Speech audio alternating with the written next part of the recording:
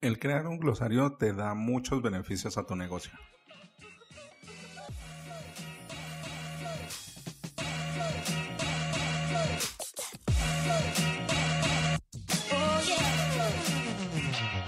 Hola, ¿qué tal? Bienvenidos a Ventaja Podcast, el podcast en donde hablamos de principios, estrategias y tácticas para los negocios tradicionales, online y startups.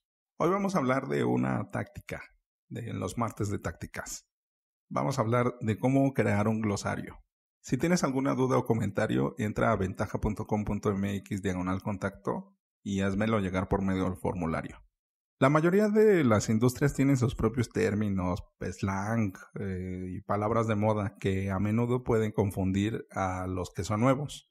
Por ejemplo, yo cuando entré en el sector energético, bueno, eso es como muy sofisticado para decirlo, pero cuando estuve con un cliente que tiene una promotoría de gas natural, había una cantidad de términos que de verdad me mareaba. Era impresionante de la terminar, el iris, el iri, bueno. Ya sabrás. Seguramente tú tienes algunos de esos términos en tu negocio, en tu industria. Uno de los grandes ejemplos es el posicionamiento web o el posicionamiento en motores de búsqueda o es el SEO, ya que la mayoría de las personas nuevas en la industria tendrán pues muchas dificultades para entender la relevancia de, por ejemplo, ahorita lo que te voy a decir posiblemente no tenga mucho sentido, pero para alguien que está en el sector, bueno, es el pan de cada día. Pingüinos, pandas, colibríes, rascacielos, es así de qué me estás hablando. Porque si estás hablando de motores de búsqueda, me hablas de animales. Y no solamente en ese, pasa en muchas industrias, en la gran mayoría, pues estamos en el día a día de nuestro negocio y los trabajamos y es terminología que ya tenemos dominada, pero no necesariamente en nuestros clientes o nuestros prospectos. Así que ahí entra la utilidad de crear un glosario de términos. Y no exclusivamente para los negocios online, también sirve para las startups o para los negocios tradicionales. El glosario de términos genera un acercamiento, porque cuando generamos esta autoridad de dar la información adecuada al público adecuado, se genera una referencia positiva hacia nosotros. Por ejemplo, si tu tío te enseñó a cómo multiplicar, ¿a quién le harías una consulta de matemáticas?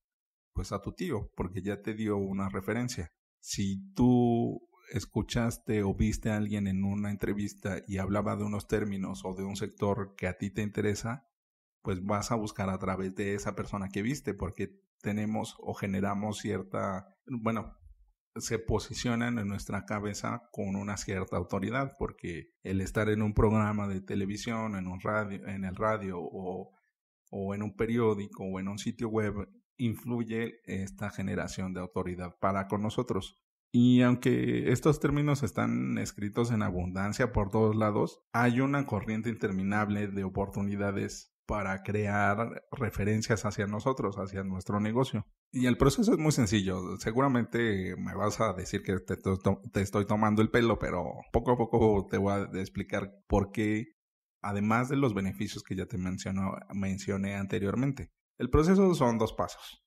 Crear el glosario de la industria, ¿no? O sea, estamos hablando de eso. Y decirle a la gente correcta, que también ya hablamos un poco de eso. La creación de un glosario de la industria es bastante directo y consume mucho tiempo.